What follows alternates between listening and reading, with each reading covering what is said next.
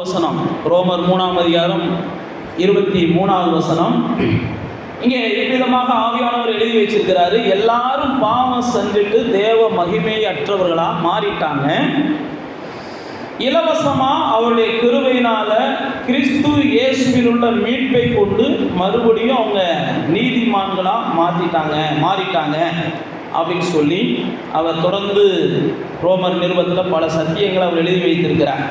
26 சொல்லும்போது, கிறிஸ்து இயேசுவினுடைய இரத்தத்தை பற்றும் விசுவாசத்தினாலே பலிக்கும் கிருபாதார பலியாக அவரை ஏற்படுத்தினார் அப்படின்னு போட்டிருக்கு. அப்போ தேவ பிள்ளைகளாகிய நாம் இன்னைக்கு சிலுவையில் இயேசு செஞ்சது என்ன அப்படின்னு பார்த்தீங்கன்னா, எல்லாவற்றையும் திரும்ப மீட்டெடுப்பது தான் சிலுவை. தேவன் மனுஷனுக்கு கொடுத்ததை எல்லாம் அவன் இழந்துட்டான். எப்படி இழந்தான் அப்படின்னா, பாவம் செஞ்சு இழந்துட்டான். பாவம்னா நீங்களும் நான் நினைக்கிற மாதிரி அவன் விபச்சாரம் செஞ்செல்லாம் எதை இழக்கலை, அல்லது களவு செஞ்சு இழக்கலை, அல்லது கொலை செஞ்செல்லாம் இழக்கலை. ஆண்டவருடைய வார்த்தையை சரியாக கவனிக்காமல் என்ன செஞ்சிட்டான், அவன் தேவன் கொடுத்ததெல்லாம் இழந்துட்டான். நானும் நீங்களும் நல்லா தெரிஞ்சுக்கிறோம், களவு செஞ்சால் தான் எல்லாம் போகும்னு கிடையாது. விபச்சாரம் செஞ்சால் தான் தேவனுடைய ஆசீர்வாதங்கள் நம்ம மேலே தங்காது அப்படின்னு கிடையாது. சில நேரத்தில் நாம் இப்படி தான் உலகத்தில் இதுதான் பாவம் இதுதான் பாவம்னே பார்த்துக்கிட்டு வர்றோம்.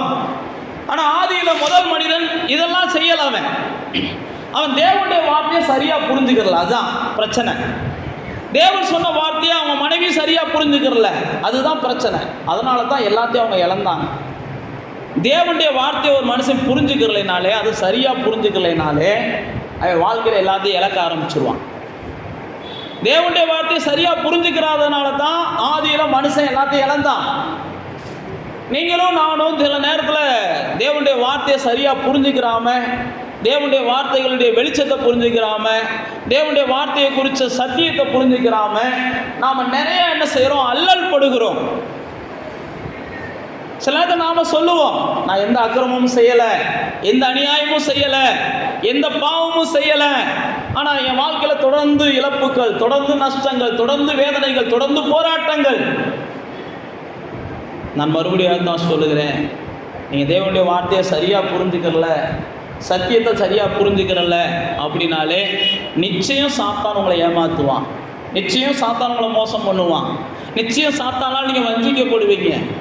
அதனால தான் சாத்தான் என்ன செஞ்சான், தேவனுடைய வார்த்தையை இந்த குடும்பம் சரியாக புரிஞ்சுக்கிறல, தேவனுடைய வார்த்தைக்கு இந்த மனுஷன் சரியாக செவி கொடுக்கல, தேவனுடைய வார்த்தையை குறித்து இந்த அம்மா ஏவாளுக்கு ஒன்றும் விளங்கலை. அதனால தான் தேவனுடைய வார்த்தையை பற்றி அந்த அம்மாட்ட போய் சந்தேகத்தை ஏற்படுத்துகிறார். தேவன் அவன்கிட்ட இப்படி சொன்னாரா, தேவன் இப்படிலாம் சொல்லியிருக்கிறாரா, தேவன் அப்படியெல்லாம் சொல்லியிருக்கிறாரா. பைபிளில் போட்டிருக்கு, ஏவாளின் மனம் வஞ்சிக்கப்பட்டுச்சு, கெடுக்கப்பட்டுச்சு. அதனால தான் கொரிந்தியரில் ஆவியானவர் எழுதி வச்சிருக்கிறார், உங்கள் மனசும் அப்படி கெடுக்கப்பட்டு விடுமோன்னு நான் என்ன செய்கிறேன், பயப்படுறேன் அப்படின்னு அங்கே ஒரு வசனத்தை ஆவியானவர் எழுதி வச்சிருக்கிறார். உங்கள் மனசும் பிசாசினால் கெடுக்கப்பட்டு விடுமோ.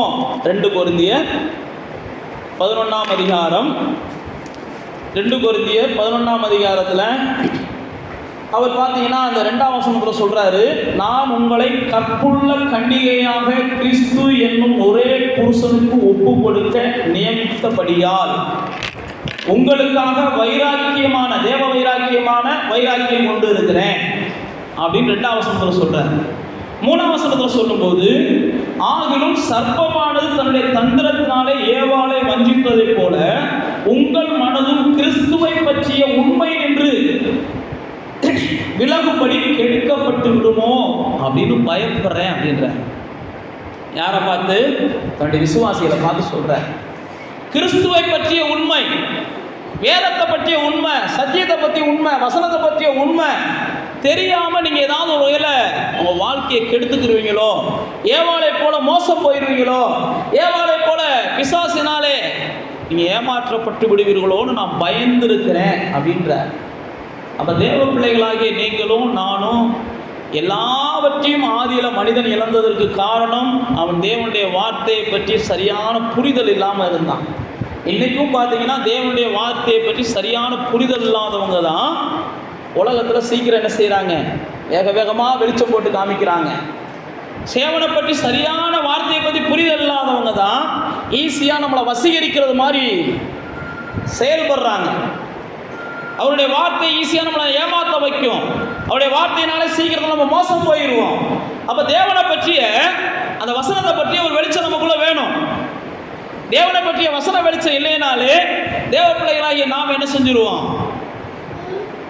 சாத்தானால மோசம் போயிடுவோம், வஞ்சிக்கப்பட்டு விடுவோம் அப்படின்னு நமக்கு வேதம் நமக்கு கற்றுக் கொடுக்கிறது. அப்போ தேவ பிள்ளைகளாகிய நானும் நீங்கள் என்ன செய்யணும்? வசனத்தை கவனிக்கும் போது சரியாக கவனிக்கணும். அதனால தான் இயேசு விதைக்கிறவனுடைய ஓமையை குறித்து சொன்னார். வசனத்தை சரியாக கவனிக்காதவங்க வழி அருகே விதைக்கப்பட்ட விதை. ஏன்னா அவங்களுக்கு வசனத்தின் மேலே நாட்டம்லாம் இல்லை. ஏதோ வரணும் போகணும், வந்த ஆசீர்வாதம் போன ஆசீர்வாதம் நின்ன ஆசீர்வாதம்னே அவங்க நம்புகிறாங்க. வந்த ஆசீர்வாதம் நின்ன ஆசீர்வாதம் உட்கார்ந்த ஆசீர்வாதம் போன ஆசீர்வாதம்னு அவங்க நம்புகிறாங்க. ஆனால் வேதம் சொல்லுகிறது அப்படிப்பட்டவருடைய நம்பிக்கை நிச்சயம் ஒரு நாள் அவங்களை என்ன செய்யும்? ஏமாற்றும். ஆசீர்வாதம்ன்றது எங்கே தான் இருக்குன்னா, நீங்கள் தேவன் சொல்லுகிற வார்த்தைகளை கவனிச்சா தான் இருக்குது. தேவன் சொல்லுகிற வார்த்தைகளை கவனிக்கிறதும் கை கொள்றதும் தான் ஆசீர்வாதத்துக்கான வழி. தேவன் சொல்லுகிற வார்த்தைகளை கை கொள்ளாமல் கவனிக்காமல் இருந்தீங்கன்னா உங்களுடைய ஆசீர்வாதம் உங்களை தேடி வராது. நீங்கள் பாருங்க, ரேஷன் கடையில் போய் நீங்கள் பொருள் வாங்கலாம். நீங்கள் இந்திய குடியுரிமையை பெற்றவங்க. ஆனால் ரேஷன் கடைக்கு போய் நீங்கள் பொருள் வாங்கணும் அப்படின்னா உங்களை ரேகை வைக்க வந்து சொல்கிறாங்க. அந்த ரேகை விழுதலை அப்படின்னு வச்சுக்கிடுவோம், உங்களுக்கு என்ன செய்ய மாட்டாங்க? அந்த பொருள் தர மாட்டாங்க. ரேகை விழுந்தால் தான் தருவோம்பாங்க. புரியுதா நான் சொல்கிறது? நான் இந்தியாக்காரந்தேன், நானும் உசிலம்பட்டிக்காரந்தேன், நானும் இந்த ஊருக்காரந்தேன், இந்த அவன்கிட்ட கேளு இவன்கிட்ட கேளு நீங்கள் சொல்லலாம். எவன்ட்டையும் நான் கேட்க வேண்டிய அவசியம் இல்லை. ரேகை என்ன செய்யலை, விழுகலை, அந்த கார்டை அக்செப்ட் பண்ணலை, நான் பொருள் தர முடியாது அப்படின்னு அந்த உரிமையாக சொல்லுவான். அதைத்தான் நான் உங்களுக்கு சொல்கிறேன். நானும் இத்தனை வருஷமாக சர்ச்சுக்கு வரேன், நானும் இவ்வளோ காணிக்க கொடுத்துருக்கேன், நானும் அதை பண்ணுறேன் இதை பண்ணுறேன் அதை பண்ணுறேன், நீங்கள் என்ன வேணாலும் சொல்லலாம். வசனத்தை கவனிச்சிங்களா, வசனத்தின்படி செஞ்சீங்களான்னு தான் அடுத்த கேள்வி உங்களுக்கு வரும். வசனத்தை கவனிக்கலை, வசனத்தின்படி செய்யலை, வசனத்தை புரிஞ்சுக்கிறல, ஏதோ நீங்கள் வாட்டுக்கு என்ன செய்கிறீங்க? போனால் கிடைக்கும், ரேஷன் கடைக்குன்னு போகிறீங்க. ரேஷன் கடைக்கு போனால் கிடைக்கிற காலம்லாம் மலை ஏறி போச்சு. ஒரு காலத்தில் போன உடனே கொடுத்தாங்க, இனியெல்லாம் எல்லாம் ஏமாற்ற ஆரம்பிச்சிட்டாங்கன்னு சொல்லிட்டு ரேஷன் கடைக்காரங்களாம் என்ன செஞ்சுட்டாங்க? இப்படிலாம் கொண்டு வந்துட்டாங்க. அதை காட்டிலும் தெளிவாக தேவன் என்ன செய்கிறார்? முடிவு எடுக்கிறார். புரியுதா புரியலையான்னு தெரியல. புரிஞ்சா சோத்திரம், புரியலைன்னா கொஞ்சம் புரிஞ்சுக்கிறதுக்கு ட்ரை பண்ணுங்க. அப்போ தேவ பிள்ளைகளாகிய நான் நல்லா தெரிந்து கொள்ளுங்க, எல்லாரும் மகிமையை இழந்தாங்க. ஏன் மகிமையை இழந்தாங்க அப்படின்னா அவர்கள் தேவனுடைய வார்த்தையை சரியாக புரிஞ்சுக்கிறல, தேவனுடைய திட்டத்தை சரியாக புரிஞ்சுக்கிறல, தேவனுடைய நோக்கத்தை சரியாக புரிஞ்சுக்கிறல, தேவன் ஏன் இதை செய்கிறார்னு அவங்களுக்கு கொஞ்சம் கூட யோசனையே இல்லை. தேவன் இதை ஏன் செஞ்சார், தேவன் என் வாழ்க்கையில் இதை ஏன் அனுமதிக்கிறார், இந்த இடத்துல என்ன பிரச்சனை இருக்குது அப்படின்னு சொல்லி நீங்களும் நானும் நிதானிக்கணும். அப்போ தான் இழந்ததை நம்ம என்ன செய்ய முடியும்? திரும்ப பெற்றுக்கொள்ள முடியும். இயேசு இழந்ததையெல்லாம் மீட்டு நமக்கு தருகிறதுக்காக தான் சிலுவைக்கே வந்தார். சிலுவையில் தான் ஜீவனை ஏன் கொடுத்தார்னா நீங்களும் நானும் புதிய ஜீவனை பெறணும். இயேசு ஏன் மகிமை இழந்தார்னா நீங்களும் நானும் திரும்ப அந்த மகிமையை பெற்றுக்கொள்ளணும். இயேசு ஏன் மனுஷனாக வந்தார்னா நீங்களும் நானும் என்ன செய்யணும்? விண்ணகத்துக்கு வரணும், பரலோகத்துக்கு வரணும். அதுக்கு தான் அவர் மண்ணுக்கு வந்தார். அவர் மண்ணுக்கு வந்ததுடைய நோக்கமே நம்மளை எல்லாம் அவருடைய வாழுகிற இடத்துக்கு கொண்டு போகணுன்றதுக்காக தான் அந்த பூமிக்கு வந்தார். ஏன் பலியானார் அப்படின்னாலும் அதுக்கும் அதுதான் காரணம். எப்படியாவது பரலோகத்துக்கு இவங்கெல்லாம் வரணுன்றதுக்காக தான் பலியானார். ஆனால் நீங்களும் நானும் என்ன செய்யணும்? வாழ்க்கையில் ஒவ்வொன்றையும் புரிஞ்சுக்கிறோம். எதையுமே புரிஞ்சுக்கிறாமல் போகிற போக்கில் நம்ம போகக்கூடாது. பாருங்கள், ஒரு வீட்டுக்குள்ளே நம்ம கால் வைக்கிறோம், அந்த வீட்டுக்காரங்க நம்மளை என்ன நினைக்கிறாங்கன்னு நம்ம புரிஞ்சுக்கிறோம். திரும்ப அந்த வீட்டுக்கு போகவா வேண்டாமா அப்படின்ற அடுத்த முடிவுக்கு நம்ம என்ன செய்கிறோம்? வர்றோம். ஒரு ஆள்கிட்ட போய் ஒரு உதவி கேட்குறோம், அந்த உதவிக்கு கேட்குற ஆளு நம்மளை 4 வார்த்தை பேசிட்டாருன்னு வைங்க, அடுத்த நிமிஷமே நம்ம என்ன செய்கிறோம்? திரும்ப என்ன சாகக்கூடிய ஒரு சூழ்நிலை வந்தாலும் அந்த ஆள்கிட்ட போய் உதவி கேட்கணும் அப்படின்ற எண்ணம் நமக்கு என்ன செய்யாது? வராது. புரிஞ்சுக்கிட்டோம்னா. புரியலைன்னா நம்ம என்ன செய்வோம்? அந்த ஆள் நம்மளை மட்டம் தட்டுறாப்புல, நம்மளை அசிங்கப்படுத்தாப்புலன்னு தெரியலைன்னா கூட நான் மறுபடியும் போய் அசிங்கப்பட்டு மறுபடியும் போய் வேதனைப்பட்டுட்டு வருவோம். ஏன் நான் உங்களுக்கு சொல்லுகிறேன்னா, இழந்ததையெல்லாம் இயேசு திரும்ப நமக்கு கொடுக்கணும் அப்படின்னா அவர் சிலுவையில் எல்லாத்தையும் ரெடி பண்ணி வச்சுட்டார், முடிச்சிட்டார். எல்லாத்தையும் சிலுவையில் ரெடி பண்ணி முடிச்சிட்டார். இழந்ததையெல்லாம் நமக்கு திரும்பி தர்றதுக்கு தான் அவர் இந்த பூமிக்கே வந்தார். அதனால தான் சகையை பார்த்து சொல்கிறாரு, நான் என்ன செஞ்சேன், மனுஷகுமாரன் இழந்ததெல்லாம் மீட்கும்படி தான் வந்தேன்னு லூக்கா 19ஆம் அதிகாரத்தில் அந்த வசனத்தை ஆவியானவர் எழுதி வச்சிருக்கிறார். இழந்ததையெல்லாம் மீட்கும்படி தான் நான் வந்தேன் அப்படின்னு சொல்லி லூக்கா 19ஆம் அதிகாரம் 10ஆம் வசனத்தில் ஆவியானவர் எழுதி வச்சிருக்கிறார். அப்ப தேவ பிள்ளைகளாகிய நீங்களும் நானும் ஏன் இந்த இழப்பு வந்துச்சு, ஏன் இந்த பிரச்சனை வருது, ஏன் இந்த போராட்டம் வருது, ஏன் இந்த தோல்வி வருது, ஏன் இந்த சூழ்நிலை வருது? ஏன்னா இயேசு எல்லாத்தையும் எனக்கு தர உண்மையுள்ளவராக இருக்கிறார். இயேசு எனக்கு எல்லாத்தையும் தருவதற்கு அவர் என்ன செய்கிறார், வல்லமையுள்ளவராக இருக்கிறார். இயேசு எல்லாத்தையும். யோசுவா வாழ்க்கையில் அவர் ஒரு தோல்வியை பார்க்குறார். யோசுவாவின் புஸ்தகத்துக்கு வாங்க. யோசுவாவின் புஸ்தகத்தில் 7ஆம் அதிகாரத்துக்கு வந்தீங்கன்னா யோசுவா ஒரு பெரிய தோல்வியை பார்க்குறார். அந்த தோல்வி அவர் எதிர்பாராத தோல்வி. யோசுவா எந்த வகையிலையும் தேவனுக்கு விரோதமானதை செய்யாதவன். யோசுவா தேவன் என்ன சொல்லுகிறாரோ அதற்கு அப்படியே கீழ்ப்படுகிற ஒரு பரிசுத்தவான். யோசுவா ஒரு சுயநலம் இல்லாதவன். யோசுவா தேவனுடைய வாழ்க்கையை அல்லது தேவனுடைய வார்த்தையை நன்கு தெளிந்த, தேவனுடைய வார்த்தையில் நல்ல தெளிந்த புத்தி உள்ளவன்.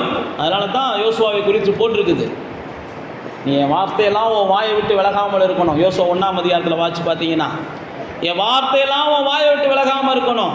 என் வார்த்தையை நீ எப்பயும் சிந்திச்சுக்கிட்டே இருக்கணும். அப்போ தான் நீ புத்திமானாக இருப்ப. அப்போ தான் செய்கிறதெல்லாம் வாய்க்கும். அப்போ தான் உன்னை ஒருவனை எதிர்த்து நிற்க முடியாது. என்னை ஒருவனை எதிர்த்து நிற்கக்கூடாதுன்னு நம்ம விரும்புகிறோம். ஆனால் அவருடைய வார்த்தை என் வாழ்க்கையில் என்ன செய்யணும், ஆளுகை செய்யணும். அவருடைய வார்த்தையை நான் சரியாக புரிஞ்சுக்கிறணும். இங்கே யோசுவாவுடைய வாழ்க்கையில் பாருங்கள், ஒரு தோல்வி வருகிறது. என்ன தோல்வி அப்படின்னா, ஒரு ஆயி பட்டணத்தை நோக்கி அவர்கள் படையெடுக்க போகிறாங்க. 7ஆம் அதிகாரத்தை நீங்கள் வீட்டில் போய் வாட்சி பார்த்துக்கோங்க. ஆயி பட்டணத்தை நோக்கி அவங்க படையெடுக்க போகிறாங்க. படையெடுக்க போகும்போது அவர்கள் ஆண்டவருடைய வார்த்தையை 6ஆம் அதிகாரத்தில் மீறுறாங்க. ஆண்டவர் சொல்கிறாரு, எரிகோ பட்டணத்தில் இருக்கிற எல்லாவற்றிலும் ஒன்றை கூட நீ எடுக்காதன்றாரு. ஆனால் யோசுவா ஒன்றை கூட எடுக்கலை. யோசுவா ஒன்றை கூட எடுக்கலை. ஆனால் யோசுவா தான் தலைவன். அவன் ஒன்றை கூட எடுக்கலைனாலும் அவன் தலைமை தாங்குகிற அந்த கூட்டத்தில் ஒரு ஆள் என்ன செஞ்சுருக்கிறான், எடுக்கக்கூடாதுன்னு சொன்னதை எடுக்கிறான். நான் மறுபடியும் அதுதான் சொல்கிறேன், தேவ பிள்ளைகளாகி நானும் நீங்களும் நிதானிக்கணும். எதையாவது ஒன்றை சந்திக்கிறோம் அப்படின்னா இது ஏன் நடக்குது, இங்கே ஏன் இந்த பிரச்சனை வந்துச்சு, ஏன் இந்த இடத்துல இழப்பு வந்துச்சு, ஏன் இந்த இடத்துல தோல்வி வந்துச்சு, இந்த போராட்டத்துக்கு என்ன காரணம், இதை எப்படி நம்ம முடிவு கொண்டு வரலாம், இதுக்கு வேறு ஏதாவது வழி இருக்கா அப்படின்னு தேவ பிள்ளைகள் யோசிக்கணும். தேவ பிள்ளைகளை தேவன் எப்பயுமே என்ன செய்யலை, மிஷின் மாதிரிலாம் வச்சுக்கிறல. தேவ பிள்ளைகளை தேவன் எப்பயுமே தன்னை போல என்ன செய்கிறார், எல்லா சுயாதீனமும் உள்ளவங்களாக தான் வச்சிருக்கிறார். அவளை அடிமை மாதிரிலாம் அவர் நடத்த விரும்பலை. அவர் அடிமை மாதிரிலாம் நம்மளை நடத்த விரும்பலை. அவர் நம்மளை என்ன செய்கிறார், புத்தியோடு நடங்க, அவ்வளோதான். நீங்கள் உங்களுக்கு தோன்றதை செய்யுங்க. நன்மையானாலும் தீமையானாலும் நீங்கள் விரும்புகிறத எடுத்துக்கோங்க.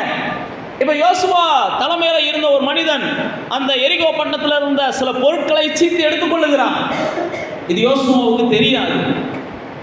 ஆனால் அதே மனிதனோடு யோசுவா என்ன செய்கிறான், அந்த இடத்துல தேவ சத்தத்தை கேட்காம அடுத்த பட்டணத்துக்கு அடுத்த காரியத்தை செய்ய ஆரம்பிச்சிடறாரு. அடுத்த காரியத்தை செய்ய ஆரம்பித்தா அங்கே தான் அவனுக்கு தோல்வி ஆரம்பிக்குது. தோல்வியவே சந்திக்காத மனுஷன் தோல்வியை சந்திக்கிறான். யோசுவா வாழ்க்கையில் பார்த்தீங்கன்னா ஏமாற்றத்தை சந்திக்காத மனுஷன் ஏமாற்றத்தை சந்தித்தான். தோல்வியை சந்திக்காத மனுஷன் தோல்வியை சந்தித்தான். அதுக்கெல்லாம் ஒரே ஒரு காரணம் தான், அவன் கர்த்தருடைய சத்தத்தை சரியாக கவனிக்கல, அவ்வளோதான். ஏமாற்றத்தை சந்திச்ச இடத்துலையும் பைபிளில் அழகாக போட்டிருக்கு, அவன் கர்த்தருடைய சத்தத்தை கேட்காம தனக்கு முன்னாடி இருந்த மனுஷர்களுடைய மாய்மாலத்தை நம்பினான். கர்த்தருடைய சத்தத்தை கேட்காம தனக்கு முன்னாடி இருந்த மனுஷர்கள் செருப்பு பழைய செருப்பாக இருந்துச்சு, அவங்க கொண்டு வந்திருந்த ஆகாரம் பூசணம் முடிச்சு போய் கிடந்துச்சு, அவங்க போட்டிருக்க ட்ரெஸ்ஸை பார்த்தா ரொம்ப கந்தல் கொந்தலமாக இருந்துச்சு. பைபிளில் போட்டிருக்கு. அப்படிப்பட்டவர்களை பார்த்த உடனே யோசுவா என்ன செஞ்சிட்டாரு, கர்த்தருடைய சத்தத்தை கேட்கலையாம். இவன் சத்தத்தை கேட்டுட்டு இவனுக்கு செவி கொடுத்துட்டார். சில நேரத்தில் கர்த்தருடைய சத்தத்தை கேட்க முடியாத அளவுக்கு பிசாசுத்தில் சாதகமான சூழ்நிலைகளை நமக்கு உருவாக்குவான். நமக்கு யோசிச்சு பார்த்த உடனே இதுக்கெல்லாம் கர்த்தருடைய சத்தத்தை கேட்கணுமா நமக்கு தோணும். எல்லாம் பாருங்க, நான் சொன்ன எல்லாமே வேதத்தில் இருக்கிறது தான் சொல்கிறேன். நான் சொன்னது யோசுவா என்கிற பரிசுத்தவான் வாழ்க்கையில் நடந்த வேதத்தில் இருக்கிறத சொல்கிறேன். அப்போ யோசுவா ஏமாற்றம் அடைகிறார். ஏமாற்றம் அடைந்த உடனே பைபிளில் போட்டிருக்கு, கர்த்தருடைய சத்தத்தை நான் கேட்காதனால ஏமாற்றம் அடைஞ்சிட்டேன் அப்படின்னு கர்த்தருடைய சமூகத்துக்கு போகிறார். அப்போ தான் கர்த்தர் என்ன செய்கிறார், இவங்க உன் கூட இருக்கட்டும், ஆனால் உனக்கு அடிமையாக இருக்கட்டும். ஏன்னா நீ ஏமாற்றம் அடைஞ்சதுக்கு காரணம் நீ என் சத்தத்தை கேட்காதனால. அவங்க ஆசீர்வாதம் உனக்கு வர வேண்டியது, அவங்களுடைய எல்லாத்தையும் நான் உனக்கு கொடுக்கணும்னு நினச்சிருந்தேன். ஆனால் நீ என்ன செஞ்சுட்ட? ஏன் சத்தத்தை கேட்காம அவங்களோட ராசி ஆகிட்ட. அவங்கள நான் உனக்கு மேலே வேறு மாதிரி திட்டம் போட்டு வச்சுருந்தேன், நீ ஏன் சத்தத்தை கேட்காம இப்படி போயிட்ட, வழிவிட்ட. நான் மறுபடியும் தான் சொல்கிறேன், கர்த்தருடைய சத்தத்தை எப்பயுமே கேட்டுக்கிட்டு இருக்கணும். யோசுவா எப்பயுமே கேட்டுக்கிட்டு இருந்தவன். சின்ன சின்ன விஷயங்களை சுயமாக முடிவெடுக்கிறாங்க. நானும் நீங்களும் சின்ன சின்ன விஷயங்களை சுயமாக முடிவெடுத்துட்டு இது வரைக்கும் காப்பாற்றிட்டு வந்த மரியாதையை நம்ம தொலைச்சி போட்டுருவோம்.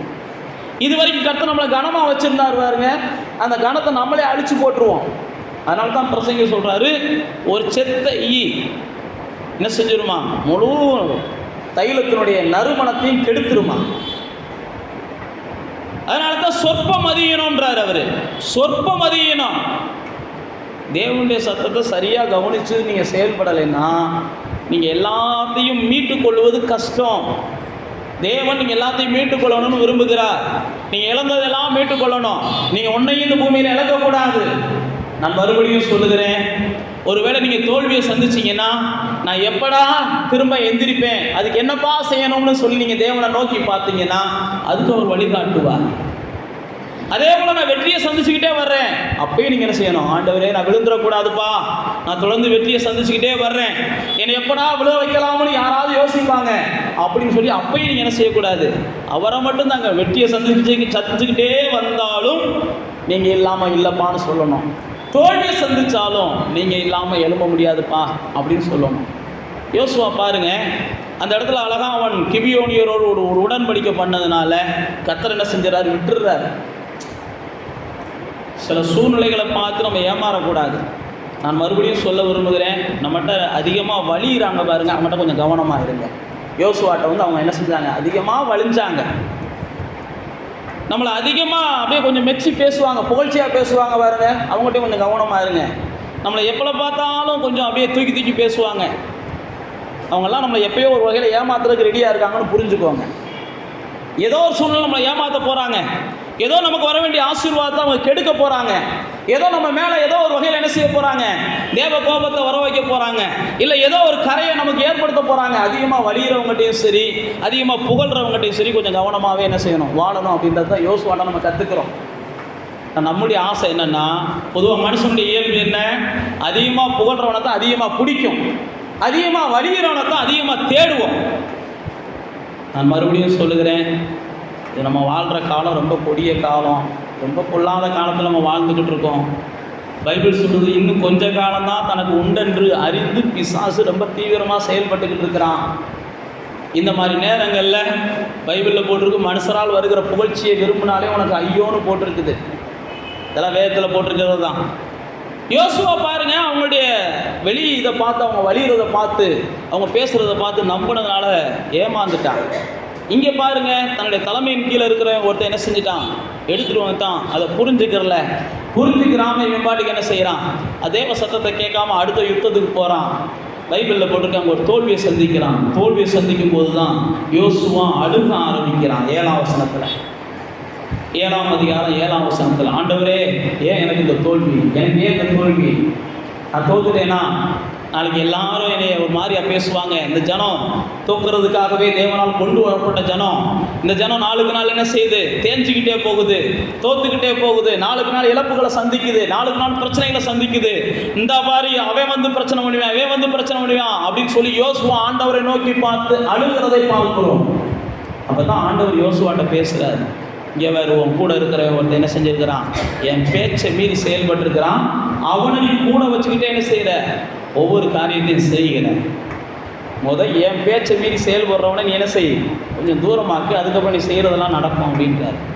யாரா அப்படின்னு பார்த்து கண்டுபிடிச்சி அதுக்கப்புறம் அந்த பேச்சை மீறி செஞ்சவனை யோசுவா அப்புறப்படுத்துகிறான். அதுக்கப்புறம் யோசுவாவுடைய வாழ்க்கை வேறு மாதிரி போகுது. நான் மறுபடியும் சொல்ல விரும்புகிறது அதுதான், நீங்கள் எதையும் இழக்காமல் இருக்கணும், இழந்ததையெல்லாம் பெற்றுக்கொள்ளணும். இருக்கிற சூழ்நிலையிலேருந்து நீங்கள் இறங்கக்கூடாது.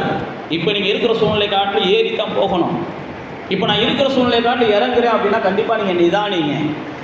ஏன் இறக்கம் வருது? ஐயோ, நான் ஏறக்கூடிய ஆள், இறங்கக்கூடிய ஆள் இல்லை. இன்னும் நாளுக்கு நாள் நான் ஏறணும், நாளுக்கு நாள் நான் வளரணும், நாளுக்கு நாள் நான் பெருகணும், நாளுக்கு நாள் என்ன செய்யணும்? விருத்தி அடையணும். இல்லை அப்படி நடக்கலைன்னா ஒன்றும் இல்லை. தேவ சமூகத்தில் நிதானிச்சு பாருங்கள், ஆவியானவர் உங்களோட பேசுவார். ஆவியானவர் உங்களோட பேசுவார், தேவன் உங்களோடு பேசுவார். தேவனுடைய வார்த்தையை நீங்கள் சரியாக புரியலன்னு தான் அர்த்தம். தேவனுடைய வார்த்தையை நீங்கள் சரியாக கவனிக்கலன்னு தான் அர்த்தம். தேவன் சொல்லுகிற சத்தத்துக்கு சரியாக நீங்கள் செவி கொடுக்கலன்னு தான் அர்த்தம். யோசுவாவுடைய வாழ்க்கையில் பார்க்கிறோம். தேவ பிள்ளைகளாகி நீங்களும் நானும் என்ன செய்யக்கூடாது? இழந்ததை பெற்றுக்கொள்ளணும். அதுக்கு தான் இயேசு எல்லாத்தையும் இழந்தார். பிலிப்பியரில் சொல்லியிருக்கு, அவர் அடிமையின் ரூபம் எடுத்து 2ஆம் அதிகாரம் எல்லாத்தையும் வெறுமையாக்கி 2ஆம் அதிகாரம் 5ஆம் வசனத்தில் வந்தீங்கன்னா, கிறிஸ்துவு எப்படிப்பட்ட உயரத்தில் தேவனுக்கு சமமாக இருந்தவர், தேவனுக்கு சமமாக இருந்தவர், தேவனுக்கு சமமாக இருப்பதை கொள்ளையாடின பொருளாக எண்ணாமல் எல்லாத்தையும் விட்டுட்டு நம்ம எல்லாம் என்ன செய்யணும்? தேவனுக்கு சாயலாக மாற்றணும் அப்படின்னு சொல்லி அவர் மனுஷ சாயலுக்கு வந்தார். நீங்கள் 1 Corinthians 15ஆம் அதிகாரத்தை வாசித்து பார்த்தீங்கன்னா, அந்த சாயலை குறித்து அழகாக அங்கே ஆவியானவர் எழுதி வச்சிருப்பார். அந்த சாயல், நீங்களும் நானும் தேவ சாயலாகணும், தேவ சாயலாகணும்னு ஆவியானவர் எழுதி வச்சிருப்பார். நீங்கள் ஏசாயா 53ஆம் அதிகாரத்தில் வந்தீங்கன்னா, இயேசுனுடைய மரணத்தை குறித்து போட்டிருக்கோம். இயேசுனுடைய சௌந்தரியம் கெட்டு போச்சு, அழகு கெட்டு போச்சு, அவர் அந்த கேடடைந்தார் அப்படின்னு போட்டிருக்கோம். அவருக்கு விரும்பத்தக்க ரூபம் இல்லை அப்படின்னு போட்டிருக்கோம். அவரை பார்த்த போது எல்லாரும் என்ன செஞ்சோம்? அசட்டை பண்ணணும். ஏன் அப்படின்னா, நான் மறுபடியும் சொல்லுகிறேன், இந்த நிலைமையில இருக்கிறவங்களை எல்லாம் தன்னுடைய உயர்ந்த நிலைமைக்கு கொண்டு வரணுன்றதுக்காக இயேசு சிலுவையில் வந்து என்ன செஞ்சார்? அந்த கேடு அடைந்தார். அதனால் நீங்கள் நேரம் இருக்கும்போது ஏசாயா 53ஆம் அதிகாரத்தை கண்டிப்பாக என்ன செய்யுங்க? இந்த சிலுவை தியான நாளில் வாசிங்க. ஏசாயா 53ஆவது அதிகாரத்தை வாசிக்கும் போது அந்த சிலுவை குறித்த வெளிச்சம் உங்களுக்கு இன்னும் அதிகமாக தெரியும். அப்போ தேவ பிள்ளைகளாகிய நானும் நீங்களும் என்ன செய்யக்கூடாது? இழந்து மகிமை இழந்துடக்கூடாது. எல்லாத்தையும் இழந்துட்டு நம்ம மகிமை இழந்துடக்கூடாது. நம்ம மகிமை உள்ளவங்களாம் அந்த பூமியில் வாழணும்னு தான் கர்த்தர் நம்மளை படைச்சார். நம்ம மகிமையை எப்போ இழக்கிறோம் அப்படின்னா, நான் தேவனுடைய வார்த்தையை சரியாக என்ன செய்யலை, புரியாததுனால தான் இழக்கிறோம். தேவனுடைய வார்த்தையை சரியாக புரியாதவங்களை குறித்து பைபிளில் போட்டு கலையும் விதையோடு விதைக்கப்படுகிறது. இயேசு சொல்கிறாரு, கலையும் விதையோடு விதைக்கப்படுகிறது. களை எது விதை எதுன்னு தெரியணும். களை எது விதை எதுன்னு தெரியணும். முதல்லாம் பிசாசு வஞ்சிப்பதற்கு பல வகையான தந்திரங்களை கையில் எடுத்தான். இன்னைக்கெல்லாம் பிசாசு வஞ்சிப்பதற்கு வசனத்தை தான் கையில் எடுக்கிறான். புரிஞ்சா? இன்னைக்கு பிசாசு வஞ்சிக்கிறதுக்கு எதை தான் கையில் எடுக்கிறான்? வசனத்தை தான் கையில் எடுக்கிறான். இன்னைக்கு வசனத்தை வச்சு தான் தேவ பிள்ளைகளை மோசம் போக்குறான். வசனத்தை வச்சு தான் தேவ பிள்ளைகளை ஏமாத்துறான். பிசாசுடைய தந்திரங்களை நானும் நீங்களும் புரிஞ்சுக்கிறோம். அதனால தான் பார்த்தீங்கன்னா, யோவான் 2 யோவானுக்கு வந்தீங்கன்னா, யோவான் அழகாக அங்கே எழுதுகிறார். பிசாசை பற்றி எழுதும்போது சொல்றார், கிறிஸ்துவை அறிக்கை செய்யாத எந்த ஒரு ஆவியும் எந்த ஒரு மனுஷனும் தேவனிடத்திலிருந்து வந்தவன் அல்ல அப்படின்னு சொல்லி 2 யோவானில் 7ஆம் வசனத்தில் சொல்றார். பக்கம் 330வது பக்கம், புதிய ஏற்பாட்டில். மாம்சத்தில் வந்த இயேசு கிறிஸ்துவை அறிக்கை பண்ணாத அநேக வஞ்சகர் உலகத்தில் தோன்றி இருக்கார்கள். இப்படிப்பட்டவனே வஞ்சகனும் அந்தி கிறிஸ்துவுமா இருக்கிறான். உங்க செய்கைகளின் பலனை இழந்து போகாமல் பூரண பலனை பெறும்படிக்கு எச்சரிக்கையாயிருங்கள். கிறிஸ்துவின் உபதேசத்திலே நிலைக்கிறாமல் மீறி நடக்கிற எவனும் தேவனை உடையவன் அல்ல. கிறிஸ்துவினுடைய உபதேசத்தில் நிலைத்திருக்கிறவனோ பிதாவையும் குமாரனையும் உடையவன்.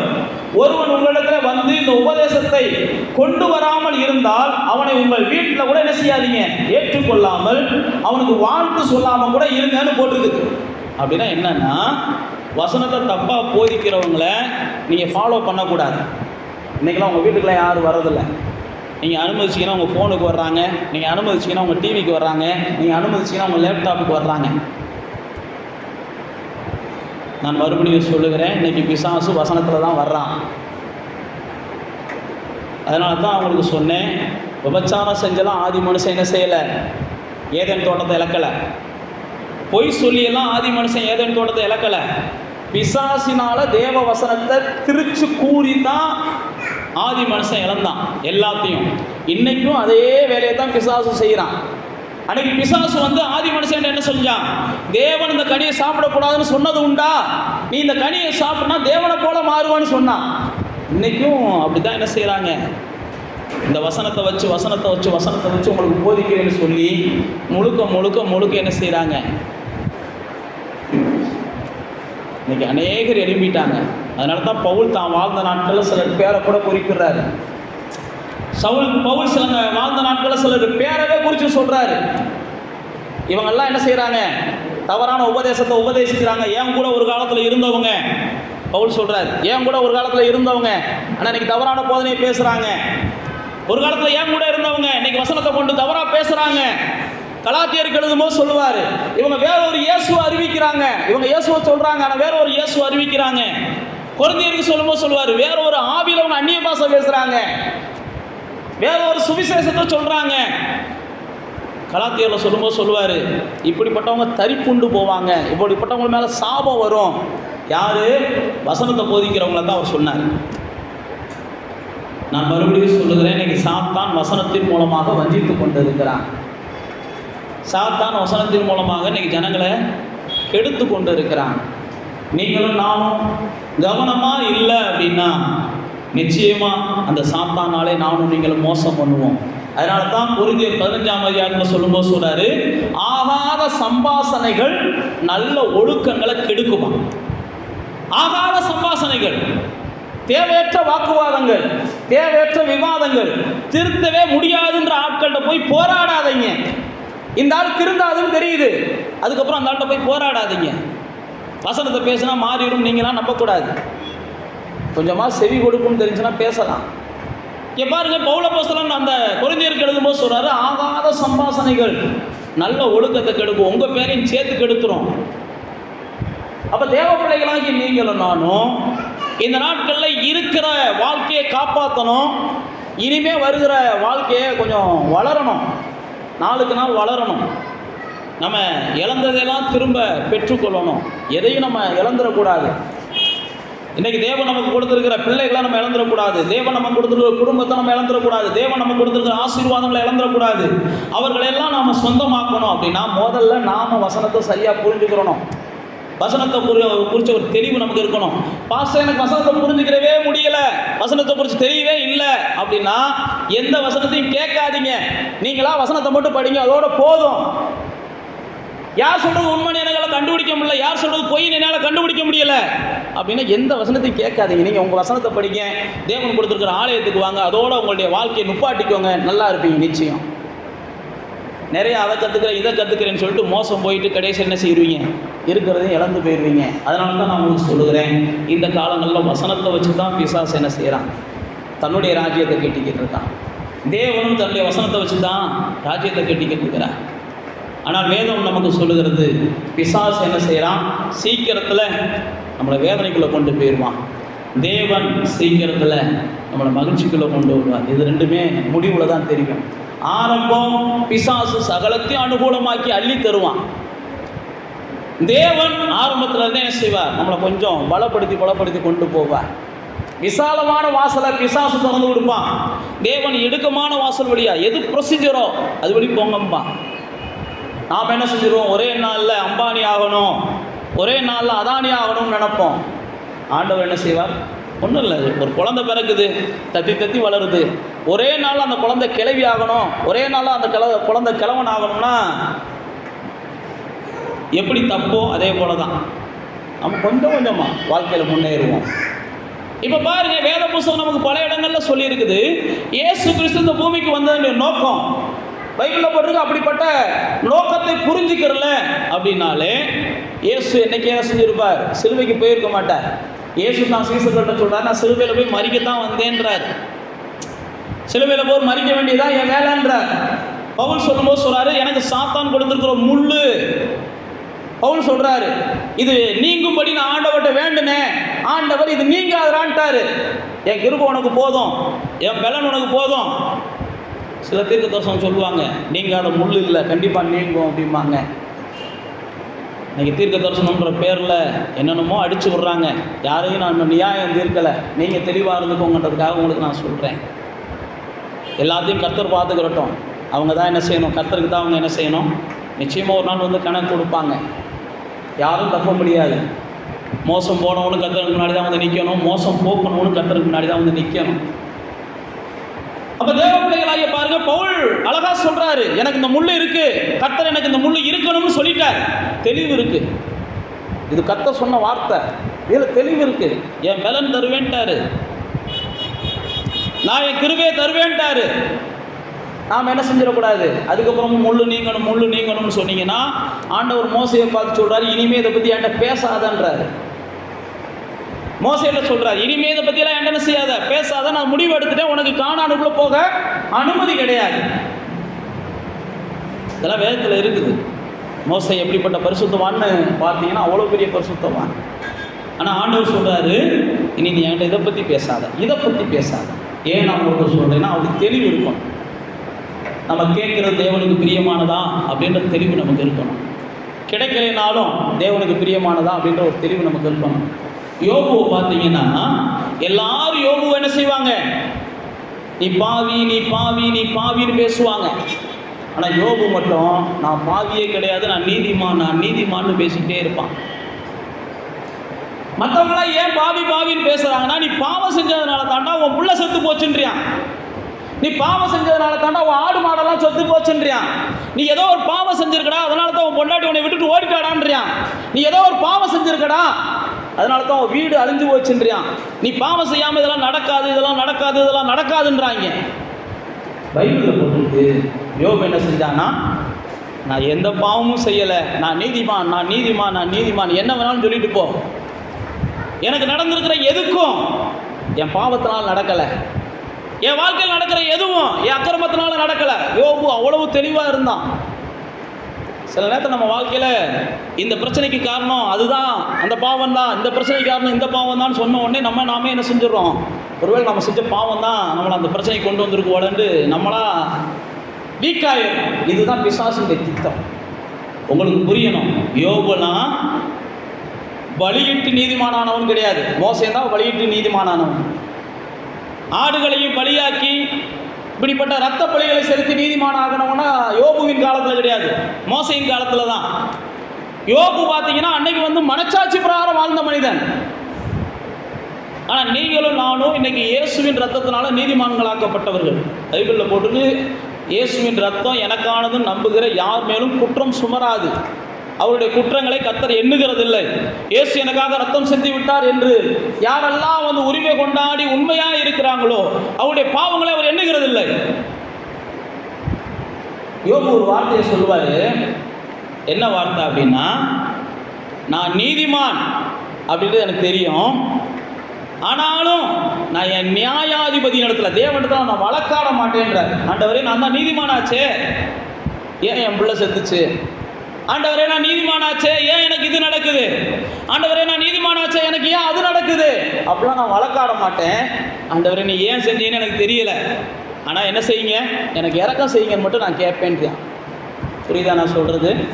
நானும் நீங்களும் நீதிமான்னு தெரிஞ்சிருந்தால் ஆண்டவர் என்ன செய்வோம், 1008 கேள்வி கேட்போம். ஆனால் யோபு சொல்கிறான், நான் நீதிமான் தான், ஆனால் அவங்ககிட்ட நான் வழக்காட விரும்பலை. இந்த கஷ்டம் மாறணும் எனக்கு இறக்கம் செய்யுங்க, இந்த கண்ணீர் மாறணும் எனக்கு இறக்கம் செய்யுங்க, இந்த நிந்த மாறணும் எனக்கு இறக்கம் செய்யுங்க, இந்த பேச்செல்லாம் நான் கேட்டு கேட்டு எனக்கு என்ன செய்யுது, வலிக்குது நெஞ்சு, இறக்கம் செய்யப்பா, நான் நீதிமான் தான், நான் அவங்ககிட்ட வழக்காடலாம் விரும்பலை. யோபு அழகாக சொல்கிறான். நான் ஏன் சொல்கிறேன் அப்படின்னா, அப்படி தெளிவு இருக்கணுன்ற வசன தெளிவு என்ன செய்யணும். 4 பேர் உங்களை பாவி பாவினோடனே நானும் பாவி தான் நீங்கள் ஒத்துக்கிறக்கூடாது. உங்களுக்குள்ளே இருக்கிற ஆவியானவர் உங்கள்கிட்ட சொல்லணும், நீங்கள் ஒரு பாவ நான் சொன்ன பாருங்க, இந்த விஷயத்தில் நீங்கள் தவறி இருக்கிறன்னு யோசுவாட்ட ஆண்டவர் சொல்கிறார். சொன்ன உடனே யோசுவாவுக்கு புரியுது. இந்த விஷயத்தில் தவறி இருக்கான்னு ஆண்டவர் யோசுவாட்ட சொல்கிறார். சொன்ன உடனே யோசுவாவுக்கு புரியுது. ஆவியானவர் உங்கள்கிட்ட சொல்லும்போது உங்களுக்கு புரியும், இந்த விஷயத்தில் நம்ம தவறி இருக்கிறோம், அதனால தான் அந்த தோல்வி, இந்த விஷயத்தில் நம்ம தவறி இருக்கிறோம் அதனால தான் அந்த ஏமாற்றம், இந்த விஷயத்தில் நம்ம தவறி இருக்கிறோம் அதனால தான் அந்த பிரச்சனை.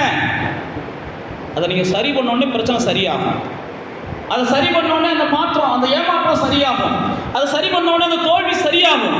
தேவன் பேசுனதுன்னா இதுதான்.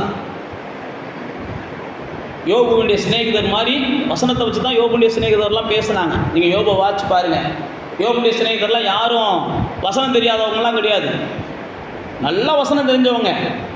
அதனால தான் ஆண்டவர் யோபுடைய சிநேகிதர்லாம் என்ன செஞ்சார், நீங்கள் வசனம் தெரிகிறேன்னு சொல்லிட்டு அறிவில்லாமல் பேசிக்கிட்டு இருக்கான்றாரு. இன்றைக்கி வசனத்தை பேசுகிறவங்க நிறையா பேர் அறிவில்லாமல் பேசுகிறவங்க இருக்கிறாங்க. அதனால தான் நான் உங்களுக்கு மறுபடியும் சொல்லுகிறேன், இன்றைக்கி வசனத்தை வச்சு தான் என்ன செய்கிறான், பிசாசு மோசம் போக்குறான். அன்றைக்கி ஆதியில் தேவனுடைய வார்த்தையை வச்சு தான் பிசாசு என்ன செஞ்சான், ஆதி மனிதர்களை மோசம் பண்ணி அவருடைய ஆசீர்வாதங்களை இழக்க வச்சான். இன்றைக்கும் பிசாசு வசனத்தை வச்சு தான் மோசம் பண்ணிக்கிட்டு இருக்கிறான். பாருங்க, யோபுடைய சிநேகிதர்களை குறித்து யோபு 42ஆம் அதிகாரத்தில் ஆண்டவர் யோபுட்ட சொல்றாரு, அறிவில்லாம இவன் பேசிக்கிறியான், எல்லாம் வசனத்தை பேசுறியான். யோபுவாது வசனத்தை பேசும்போது வேற மாதிரி பேசுறியான். ஏன் எனக்கு இந்த தண்டனை வந்துச்சுன்னு தெரில, சர்வ வல்லவர்கிட்ட தான் நான் கேட்கணும், அவரை பார்க்கும்போது தான் நான் கேட்கணும் அப்படின்னு பேசுகிறான். இவன் என்ன செய்கிறான்?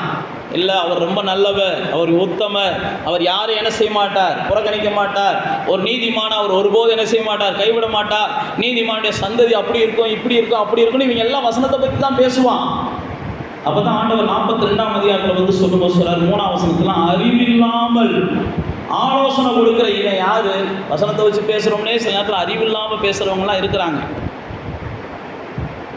வசனத்தை தானே பேசுகிறாங்கலாம் சொல்லி என்ன செய்யக்கூடாது, எல்லாத்தையும் செவி கொடுத்துக்கிட்டு இருக்கக்கூடாது. முதல்ல நான் உங்களுக்கு புரிஞ்சுக்கிறேன், அந்த தெளிவு இருக்கணும். தெளிவு இல்லை அப்படின்னா உங்களுடைய வாழ்க்கையில் நீங்கள் வளர்ச்சியை பார்க்க முடியாது. வசன தெளிவு இல்லை அப்படின்னா உங்கள் வாழ்க்கையில் ஒரு வளத்தை பார்க்க முடியாது. வசன தெளிவு இல்லைன்னா உங்கள் வாழ்க்கையில் ஒரு மகிழ்ச்சியை பார்க்க முடியாது. வசன தெளிவு இல்லைன்னா உங்களுடைய வாழ்க்கையில் ஒரு விருத்தியை பார்க்க முடியாது. வசன தெளிவு இல்லைன்னா நீங்கள் ஒரு பிரகாசிக்கிற சுடர்களாக இருக்க முடியாது. வசன தெளிவு தான் உங்கள் வாழ்க்கையை கட்டக்கூடியது. அதனால தான் இயேசு என்ன செஞ்சார், அப்பத்தினால் மாத்திரமல்ல வார்த்தையில் தான் மனுஷன் பிழைக்கிறான் அப்படின்னாரு. பல இடங்களில் வசனத்தை குறித்து தான் மகிமைப்படுத்தி வேதம் நமக்கு சொல்லியிருக்குது. இங்கே பாருங்கள், இந்த இடத்துல யோபுடைய வார்த்தைகள் நிதானமாக இருந்துச்சுன்னு ஆண்டவரே சாட்சி கொடுக்கிறார். அவங்க சக சிநேகிதரை பார்த்து பேசுகிறாரு பாருங்க, நீங்கள் என்னை குறித்து நிதானமாக 7ஆம் வசனத்தில் போட்டிருக்குது.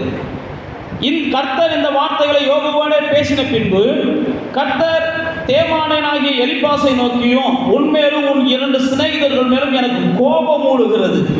என் தாசனாகிய யோபு பேசுனதை போல நீங்கள் என்னை குறித்து நிதானமாக பேசலன்றார். என்னை பற்றி தான் பேசுனீங்க, ஆனால் வாய்க்கு வந்ததெல்லாம் பேசுகிறீங்க. சில நேரத்தில் ஆண்டவரை பற்றி பேசுகிறோம்ட்டு நம்ம மாட்டுக்கு என்ன செய்கிறோம், வாய்க்கு வந்ததெல்லாம் பேசுகிறோம்.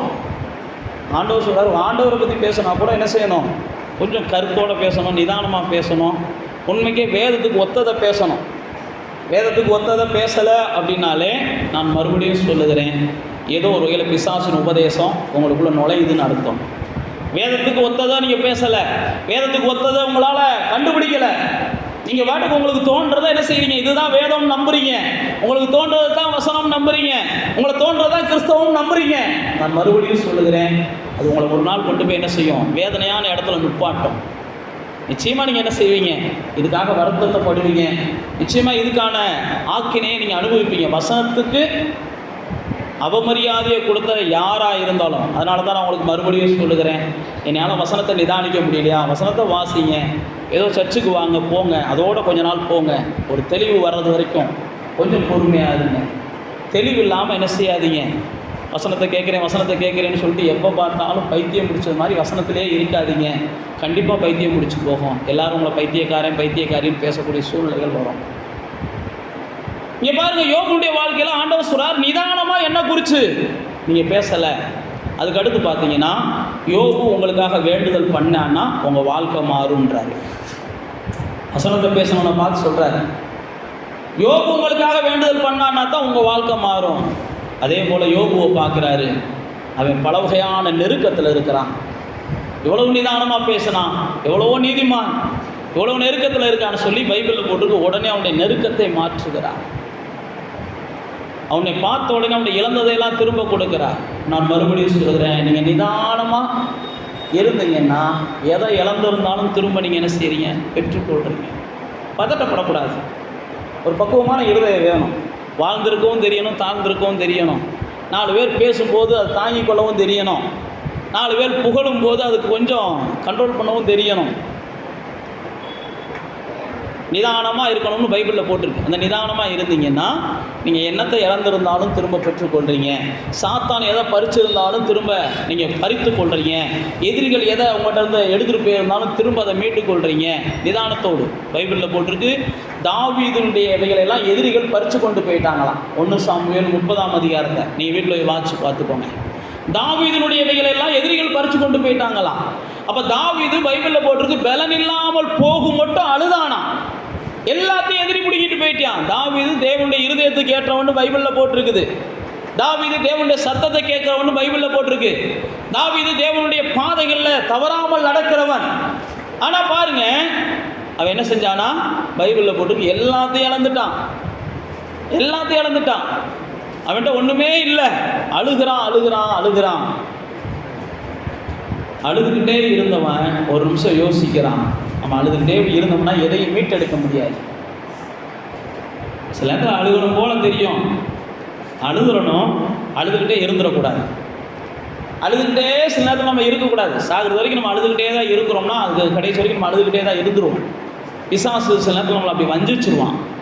தாவீது பாருங்க, அழுகிறான். அழுத உடனே இதுக்கு என்ன தீர்வுன்னு யோசிக்கிறான். இழந்ததை எப்படியா எடுக்கிறது? போயிடுச்சு, எல்லாத்தையும் எடுத்துகிட்டு போயிட்டான். பொண்டாட்டி பிள்ளையிலேருந்து எடுத்துகிட்டு போயிட்டான், சொத்து பத்தெல்லாம் எடுத்துகிட்டு போயிட்டான். இப்போ என்ன செய்யலாம்? பைபிளில் போட்டிருக்கு, அவன் தன்னை திடப்படுத்தி கொண்டான், தன்னை பலப்படுத்தி கொண்டான் கர்த்தருக்குள்ள. இனி கர்த்தரை போய் பிடிப்போம்டா, இனி போய் கர்த்தரை பிடிப்போம். ஆண்டவரே, இந்த இழப்பை நான் எப்படி சரி பண்ணுறது? எல்லாத்தையும் எடுத்துகிட்டு போயிட்டாங்க, இதை எப்படி நான் மீட்டு எடுக்கிறது? பைபிளில் போட்டிருக்கு, ஆண்டவர் அவனோடு பேசுகிறார். நீ போ, எல்லாத்தையும் திருப்பி கொண்டு வருவார், நீ கிளம்பு, நீ கிளம்புன்ற. தேவ சத்தத்தை கேட்காம அவன் கிளம்பலை. தேவன் பேசுனதுக்கு அப்புறம் தான் என்ன செஞ்சான்? கிளம்பு. தேவ சத்தத்தை கேட்குற வரைக்கும் வெயிட் பண்ணணும். தேவனுடைய சத்தம் நமக்கு தெளிவாக வர்றது வரைக்கும் வெயிட் பண்ணணும். அப்போ தான் நம்ம எதெல்லாம் தொலைச்சோமோ, எதெல்லாம் இழந்தோமோ, எதெல்லாம் பறிச்சுட்டு போயிட்டாங்களோ, எதெல்லாம் பிசாசு எடுத்தானோ, எதெல்லாம் மனிதர்கள் பறிச்சாங்களோ நமக்கு தெரியாது. ஆனால் ஒன்று நிச்சயம், எல்லாத்தையும் நம்மளால் மீட்டு கொள்ள முடியும். அதுதான் நிச்சயம். எல்லாத்தையும் நம்ம திரும்ப பெற்றுக்கொள்ள முடியும். எல்லாமே நமக்கு திரும்ப நம்முடைய கைக்கு தேடி வரும். ஆனால் நாம் செய்ய வேண்டியதெல்லாம் கொஞ்சம் என்ன செய்யணும்? தேவனுடைய சத்தத்தை சரியாக புரிஞ்சுக்கிறோம். அதனால தான் பைபிளில் போட்டு எல்லாரும் தேவ மகிமையற்றவர்களாக இருந்தாங்க. அதனால தான் இயேசு இந்த பூமிக்கு வந்து தேவனுடைய வார்த்தையாக தன்னை வெளிப்படுத்தினார். எல்லாரும் மகிமையேற்று போயிட்டாங்க. தேவனுடைய சத்தத்தை கேட்குற உணர்வு யாருக்கும் கிடையாது. நீங்கள் ரோமர் 1ஆம் அதிகாரத்தை வாட்சி பார்த்தீங்கன்னா எல்லாரும் தகாதவைகளை செஞ்சுக்கிட்டு இருந்தாங்க, எல்லாரும் அக்கிரமக்காரங்களாக வாழ்ந்துக்கிட்டு இருந்தாங்க. அந்த நேரத்தில் தான் இயேசு என்ன செய்கிறான்? இருளிலே உதிக்கிற வெளிச்சமாக வந்தார்.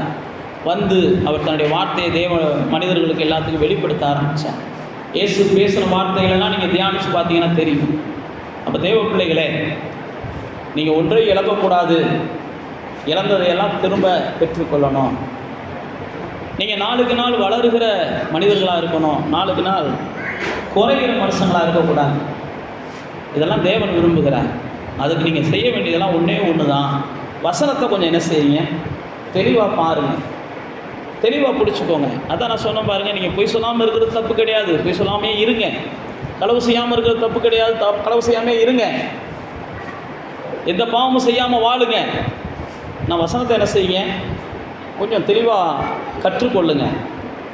கடைசியாக நான் உங்களுக்கு சொல்லி முடிக்கிறேன். நித்திய ஜீவனை ஒருத்தன் பெற்றுக்கொள்ளணும்னு இயேசுகிட்ட வர்றான். அவன் தான் வந்து சொல்கிறான், நான் களவே செய்யலை, பொய்யே சொல்லலை, எந்த ஒரு கொலையும் செய்யலை, எந்த ஒரு விபச்சாரமும் செய்யலை. இயேசுகிட்ட வந்து ஒரு வாலிபன் சொல்கிறான். அப்போ இயேசு என்ன செய்கிறார்? பரவாயில்லப்பா, நல்லது, இருந்தாலும் உங்ககிட்ட இருக்கிறத விற்று போய் என்ன செய்ய ஏழைகளுக்கு கொடுன்றார். பைபிளில் போட்டிருக்கு, அதை செய்ய அவனுக்கு மனசு இல்லை. கொலை செய்யாமல் இருக்க மனசு இருக்குது, விபச்சாரம் செய்யாமல் இருக்க மனசு இருக்குது, பொய் சொல்லாமல் இருக்க மனசு இருக்குது. நமக்கு அந்த மனசெல்லாம் எத்தனை பேருக்கு இருக்குன்னு தெரியல. ஆனால் அவனுக்கு அதெல்லாம் இருந்திருக்கு. பைபிளில் போட்டுருக்கு. இயேசுகிட்ட வந்து அவன் சொல்கிறான். நான் மறுபடியாக தான் சொல்கிறேன், எல்லா மனசும் நல்ல மனசு இருக்கும். ஆனால் வேதத்தை குறித்து நல்ல தெளிவு இல்லைன்னா உங்கள் நல்ல மனசு உங்கள் வாழ்க்கைக்கு என்ன செய்யாது? உதவாமல் போயிடும். அதனால தான் பைபிளில் போட்டுருக்கு, பேதைகள் நெடுக போய் என்ன செய்கிறாங்க? தண்டிக்கப்படுறாங்க. பாவிகளும் பேதைகளும் ஒன்று போல் என்ன செய்கிறாங்க? பரிதாபமான வாழ்க்கை வாழ்கிறாங்க. அதனால் வசனத்தை குறித்து கொஞ்சம் என்ன செய்யுங்க? நீ காலம் கொடிய காலம், வசனத்தில் நீங்கள் தெளிவாக இல்லை அப்படின்னா உங்கள் வாழ்க்கையில் ஒரு வெற்றியாக நீங்கள் என்ன செய்ய முடியாது? ஓட்டத்தை முடிக்க முடியாது. அதனால் கண்களை மூடி தேவனை நோக்கி பார்த்து, இந்த நாளில் நம்ம கேட்ட வசனத்தின்படி பிசாசானவன் நம்மளை வஞ்சிச்சிடக்கூடாது. அன்றைக்கி பார்த்திங்கன்னா ஏவாளை வஞ்சிச்சான். சில நேரத்தில் மாய்மாலம் பண்ணி அது இதுன்னு சொல்லி, நீங்கள் கொலோசியரில் வாட்சி பார்த்தீங்கன்னா பொய்யான தாழ்மையிலலாம் ஊழியக்காரங்க வருவாங்க, வசனத்தை போதிக்கிறவங்க வருவாங்கன்னு போட்டிருக்கிறார். உங்கள் பந்தய பொருளை இழந்து போகாத அளவுக்கு எச்சரிக்கையாக இருங்கன்றார். பொய்யான தாழ்மையில் ஊழியக்காரங்க வருவாங்கன்னு பவுல் தன்னுடைய விசுவாசிகளுக்கு எழுதுகிறாரு. பொய்யான தாழ்மையில் வர்றவங்க மட்டும் இல்லை, அவங்க வாட்டுக்கு வந்து இதை செய்யணும் அதை செய்யணும் அப்படின்னு சொல்லி நமக்கு சில சட்டத்திட்டங்களை கொடுப்பாங்க. அதெல்லாம் நம்ம எப்போயோ விட்டுட்டு வந்துட்டோம். நமக்கு இயேசு போதும்னு வந்துட்டோம். நீ செவ்வாய்க்கிழமை அதை செய்யாத, வியாழக்கிழமை இதை செய்யாத, சனிக்கிழமை இதை செய்யாத, எனத்தையும் ஒன்று சொல்லுவாங்க. வடக்க போகாத, தெற்க போகாத. இது எதையும் நீங்கள் காது கொடுத்து கேட்டிங்கன்னா பிசாசுக்கு செவி கொடுக்குறீங்கன்னு அர்த்தம். நான் மறுபடியும் சொல்லுகிறேன், இப்படிப்பட்ட காரியங்களுக்கு நீங்கள் செவி கொடுத்தீங்கன்னா பிசாசுக்கு நீங்கள் செவி கொடுக்குறீங்கன்னு அர்த்தம். வேத வசனம் நமக்கு அப்படியெல்லாம் சொல்லிக் கொடுக்கல. இதைத்தான் கொலோசியருக்கு பவுல் சொல்லுகிறார். இப்படிப்பட்ட காரியங்கள்லாம் உங்களுடைய வாழ்க்கையை இழப்புகளை கொண்டு வரும்ன்ற. உங்கள் சந்தோஷத்தை இழந்து போயிடுவீங்க, உங்கள் சமாதானத்தை இழந்து போயிடுவீங்க, உங்களுடைய சந்ததிகளை இழந்து போயிடுவீங்க. நீங்கள் சரியான வசன தெளிவில்லைன்னு வைங்களேன். சரியான வசன தெளிவில்லைனால தான் குழந்தையவே பூமி கொலை செய்கிற குழந்தையா பார்க்குறோம். 2 குழந்தையில மூத்த குழந்தை இளைய குழந்தை என்ன செஞ்சிருது? கொன்று போட்டுருது. கானான் ஆபேலை கொன்று போட்டுறாரு. அப்போ தேவ பிள்ளைகளாகிய நீங்களும் நானும், காயின் ஆபேலை கொன்று போட்டுறாரு. நீங்களும் நானும் வசன தெளிவில்லைன்னா நம்ம தொடர்ந்து இழப்புகளை சந்திப்போம். நம்ம வாழ்க்கையில் ஒரு முன்னேற்றத்துக்கு போக மாட்டோம். வசன தெளிவு கண்டிப்பாக அவசியம். நம்ம வசனத்தில் தெளிவடையக்கூடாதுன்றதுக்காகவே பல குழப்பமான வசனங்களே நமக்கு பிசாசு காமிச்சிக்கிட்டே இருப்பான். வசனத்தில் நம்ம தெளிவடையக்கூடாதுன்றதுக்காகவே சில குழப்பமான போதனைகளை நம்ம கேட்கறதுக்கு பிசாசு நம்மளை வழிநடத்திக்கிட்டே இருப்பான். நான் மறுபடியும் சொல்லுகிறேன், நீங்கள் வசன தெளிவு அடைஞ்சிங்கன்னா தான் பிசாசை ஜெயிக்க முடியும். நீங்கள் வசன தெளிவு அடைஞ்சிங்கன்னா தான் பிசாசுடைய சத்தம் எது, தேவனுடைய சத்தம் எதுன்னு உங்களால் நிதானிக்க முடியும். நீங்கள் வசன தெளிவடைஞ்சிங்கன்னா தான் என் வாழ்க்கையில் நடக்கிற ஒவ்வொன்றும் ஏன் நடக்குதுன்னு சொல்லி உங்களால் புரிந்து கொள்ள முடியும். இன்னைக்கு வசன தெளிவடைஞ்சதுனால தான் யோசுவா உடனே சரி செய்து தோல்வியை பார்த்த அதே ஆயி பட்டணத்தில் ஒரு பெரிய வெற்றியை பார்த்தான். வசன தெளிவடைஞ்சதுனால தான் ஏமாந்த அதே மனிதர்கள் மேலே யோசுவா கொஞ்சம் நிதானத்தோடு இருந்து ஆளுகை செஞ்சான். நீங்கள் வசன தெளிவடைங்க. வாழ்க்கையில் நடக்கிற ஒவ்வொன்றுக்கும் காரணத்தை கண்டுபிடிங்க. காரணத்தை கண்டுபிடிச்சு அதை சரி பண்ணுங்க. வசனத்தை கொண்டு சரி பண்ணுங்க. ஆவியானவர் உங்களுக்கு உதவி செய்வார். நீங்கள் எதையும் இழந்து போகக்கூடாது. எல்லாத்தையும் மனுஷன் இழந்துட்டான். இயேசு எல்லாத்தையும் மனுஷனுக்கு திரும்ப கொடுக்கும்படி தான் அந்த பூமியில் வந்து அவர் மனிதனாக மரித்தார். எல்லாத்தையும் திரும்ப கொடுக்கணும். ஆதியில் மனுஷனை படைக்கும் போது எப்படி படைச்சோமோ அந்த அதிகாரம் உள்ளவனா மனுஷன் இருக்கணும். ஆதியில் மனுஷனை படைக்கும் போது எவ்வளவு வல்லமை உள்ளவனாக படைச்சோம், எவ்வளவு சந்தோஷம் உள்ளவனாக படைச்சோம்.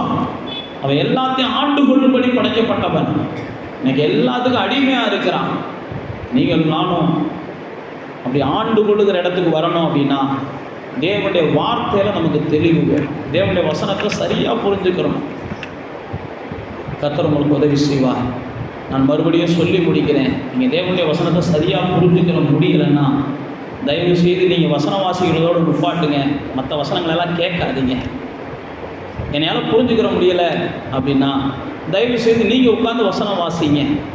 அதுக்கப்புறம் ஆலயத்துக்கு வரதோடு நிப்பாட்டிக்கோங்க. வேறு வசனங்களெல்லாம் கேட்காதீங்க. நேரம் கிடைக்கும் போதெல்லாம் நீங்கள் வாசிங்க. நிச்சயமாக உங்கள் வாழ்க்கை ஜெயிக்கும். நான் வாழ்க்கையில் முன்னேற முடியலை, வளர முடியலை, வாழ்க்கையில் நான் சந்தோஷமாக இருக்க முடியலை, வாழ்க்கையில் எனக்கு அதுக்கு அடைய முடியலை, இதை அடைய முடியலை அப்படின்னா நீங்கள் ஏதோ ஒரு குழப்பத்தில் இருக்கீங்க. நான் மறுபடியும் சொல்லுகிறேன், அந்த குழப்பம் மாறணும் அப்படின்னா முதல்ல என்ன செய்யுங்க? நீங்கள் தேவ சமூகத்தில் உட்காந்து நீங்கள் தேவனோடு உட்காந்து வசனத்தை படிங்க.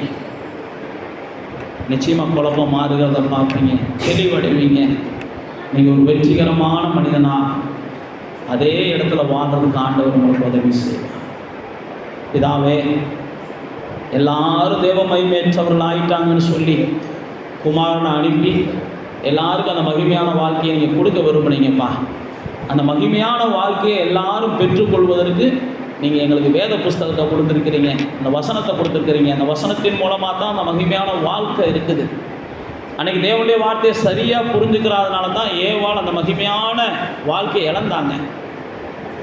அன்றைக்கி இயேசு தேவனுடைய வார்த்தை எது, பிசாசின் வார்த்தை எதுன்னு வனாந்தரத்தில் சரியாக புரிஞ்சுக்கிட்டதுனால தான் பிசாசு துரத்துனார். தேவனுடைய வார்த்தை எது, பிசாசுடைய வார்த்தை எதுன்னு சொல்லி அன்றைக்கி இயேசு சரியாக புரிஞ்சுக்கிட்டார். பிசாசு வசனத்தை கொண்டு தான் இயேசுகிட்ட பேசினான். இயேசுக்கே வசனத்தை பற்றி பேசினவே எங்கிட்ட வரமாட்டானா, உங்ககிட்ட வரமாட்டானா என்ன? கர்த்தாவே தெளிவை கொடுங்கப்பா. பிசாசினால் வருகிற வசனங்களுக்கு இடம் கொடுத்து நாங்கள் யாரும் வஞ்சிக்கப்பட்டு எங்கள் வளமான வலிமையான வளர்ச்சி மிகுந்த வாழ்க்கையை நாங்கள் இழந்துடக்கூடாதுப்பா. கர்த்தர் கிருபை பாராட்டுங்க. ஒரு பெரிய மாய்மாலமான மக்கள் வாழுகிற ஒரு உலகத்துக்குள்ள நாங்கள் வந்திருக்கிறோம். எல்லா மனுஷனும் பொய்யன் தான் என் மனக்களத்தில் நான் சொல்ல வேண்டி இருக்குது. நீதிமான் ஒருவனாகிலும் இல்லை அப்படின்னு நிச்சயமாக வேதத்தில் எழுதப்பட்டிருக்கிறது. இப்படிப்பட்ட உலகத்தில் நான் வாழ்வதற்கு உடைய வசனம் எனக்கு உதவி செய்து என்னை ஞானமுள்ளவனாக மாற்றுது, என்னை உணர்வுள்ளவனாக மாற்றுது. நான் அந்த வசனத்தை நான் அதிகமாக வாஞ்சிக்க ஒப்பு கொடுக்குறேன் அப்படின்னு ஒப்பு கொடுங்க. ஆவியானவர் உங்களுக்கு உதவி செய்வார். இதை அப்படியே நீ செய்கிறதுக்காக நாங்கள் நன்றி சொல்லுகிறோம். இயேசுவின் நாமத்தில் ஜெபிக்கிறோம் எங்கள் நல்ல பிதாவே.